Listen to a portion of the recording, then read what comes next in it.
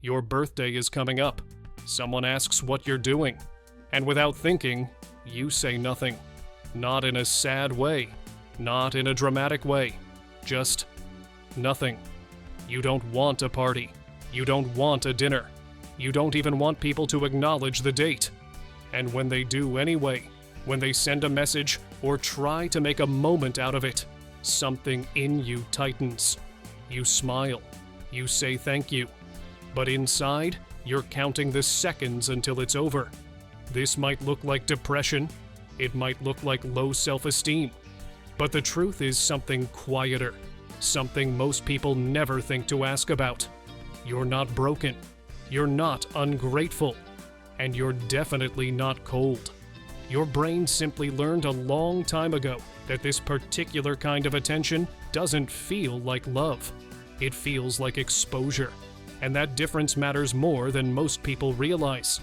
Let's talk about what's actually happening here. For some people, birthdays became complicated early. Maybe attention in your childhood wasn't safe. Maybe when people focused on you, it came with strings attached.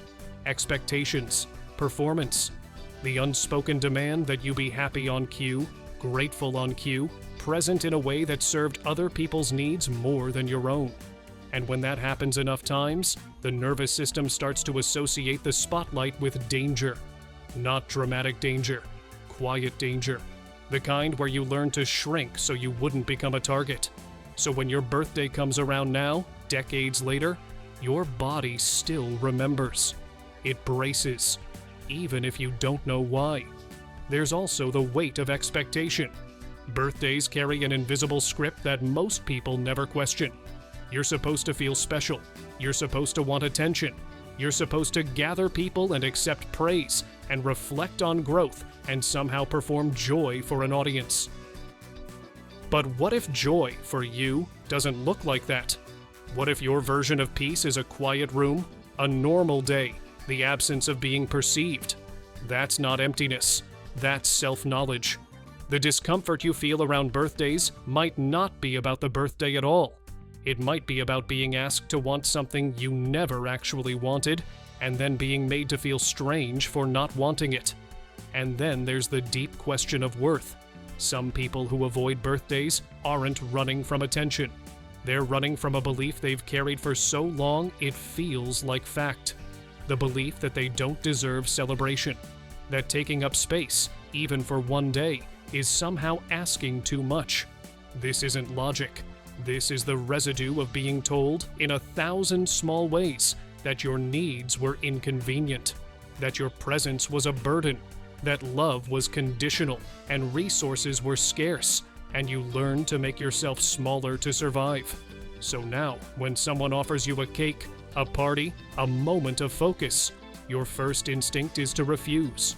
Not because you don't want it, but because some part of you still doesn't believe you're allowed to have it. But here's the part nobody tells you. Avoiding your birthday can also be a form of protection that has nothing to do with self-worth. Some people simply don't trust joy. They've been disappointed too many times. The party that went wrong. The parent who forgot.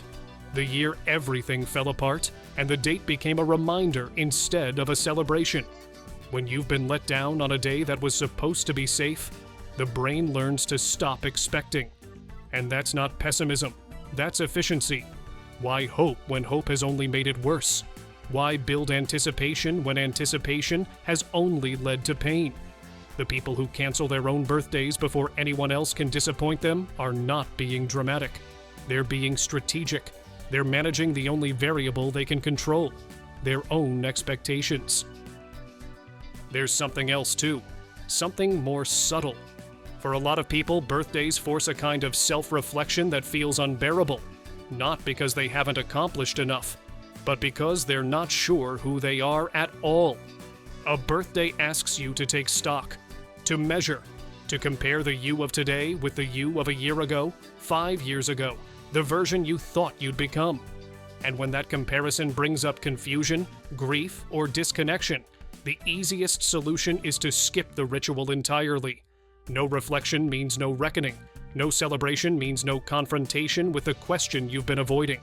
Am I living a life that feels like mine? As you get older, Your relationship with your birthday might shift, not because you heal or grow or fix something, but because life keeps changing the context. In your 20s, skipping your birthday might feel rebellious. In your 30s, it might feel protective. In your 40s and beyond, it might simply feel like peace. The behavior stays the same, but its meaning transforms with every new chapter of your life. You're not stuck. You're not broken. You're just interpreting the same action through a different lens every time. And that's allowed. Here's what most people miss about people who don't celebrate their birthdays. This choice is often a form of emotional regulation. It's not about rejecting love or hiding from the world. It's about managing how much input the nervous system can handle. Birthdays, for the people who avoid them, are not restful. They're work, emotional labor dressed up as a party. And choosing to skip that, choosing to make the day small and quiet and unremarkable, is sometimes the most caring thing a person can do for themselves. It's the equivalent of coming home after a long week and closing the door, turning off the phone, letting yourself exist without being seen. There's nothing wrong with needing that. There's nothing wrong with making your birthday the one day a year you don't have to perform. The desire to disappear on your birthday isn't darkness. It's not depression in disguise. Sometimes it's just the deep, tired wish to be left alone with your own experience, to let a day pass without turning it into a story, to mark time privately, on your own terms, without applause or explanation. If this is you, you don't need to justify it. You don't need to explain to anyone why you'd rather be alone. You don't owe cheerfulness to the calendar. And you're not missing out on something beautiful just because you experience beauty differently than the people around you. Some people find joy in celebration. Others find it in silence. Both are real. Both are valid. Both are human. And yours is yours.